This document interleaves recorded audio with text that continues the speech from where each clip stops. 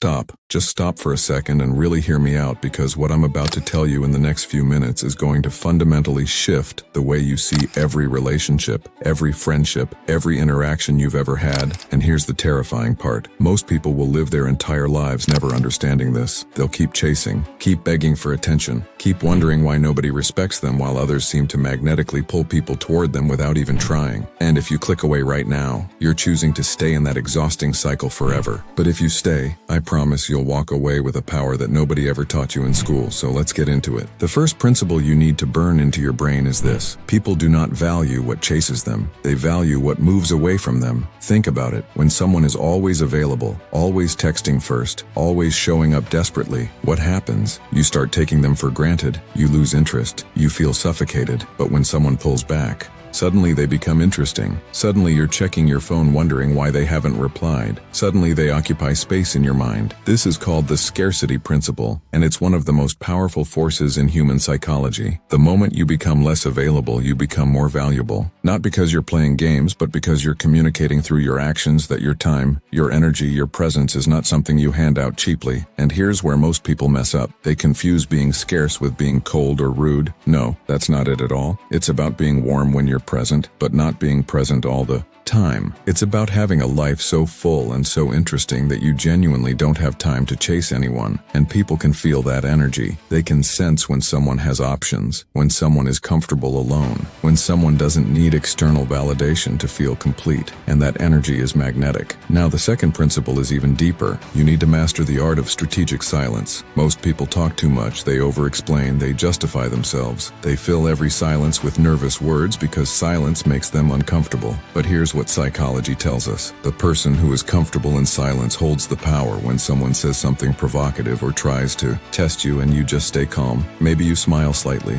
maybe you just maintain eye contact without rushing to respond, something shifts in their brain. They start wondering what you're thinking. They start respecting you more because you're not reactive, you're not easily shaken, you're operating from a place of inner security that most people don't have. And this applies everywhere. In negotiations, in dating, in friendships, in workplaces. The person who speaks less but speaks with intention always carries more weight than the person who talks constantly. Now, if you're still watching at this point, you're clearly different from the 90% who would have scrolled away by now.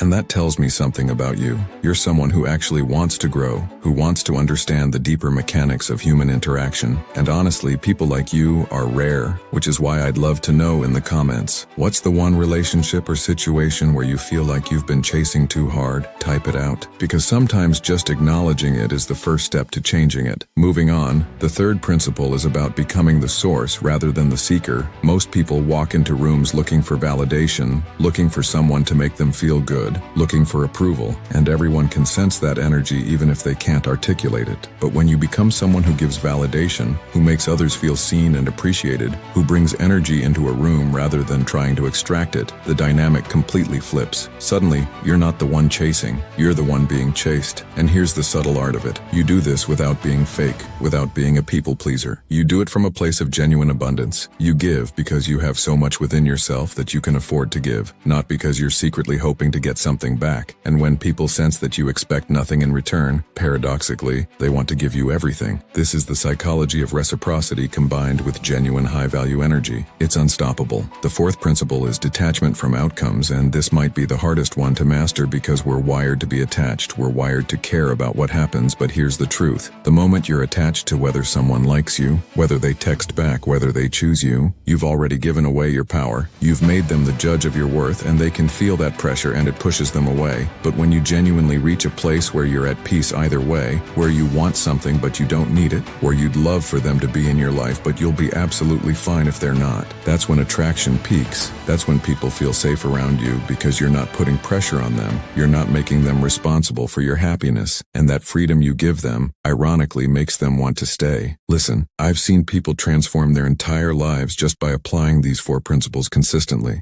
I've seen the quiet kid in the corner become the most respected person in the room. I've seen people stop chasing their exes and suddenly have those same exes coming back wondering what changed. I've seen people get promotions, build deeper friendships, command respect from strangers, all because they understood that true influence isn't about manipulation. It's about becoming someone who doesn't need to manipulate, someone so grounded in their own value that others naturally gravitate toward them. And here's my final message for you. You can keep doing what you've been doing. You can keep chasing, keep over-texting, keep wondering why nobody respects your time. Or you can decide right now that that chapter of your life is over, that starting today you're going to move different, speak different, carry yourself different, because the person you're meant to become is waiting for you to stop chasing what doesn't serve you and start becoming someone that life itself chases. The choice is yours, but honestly, we both know what you need to do.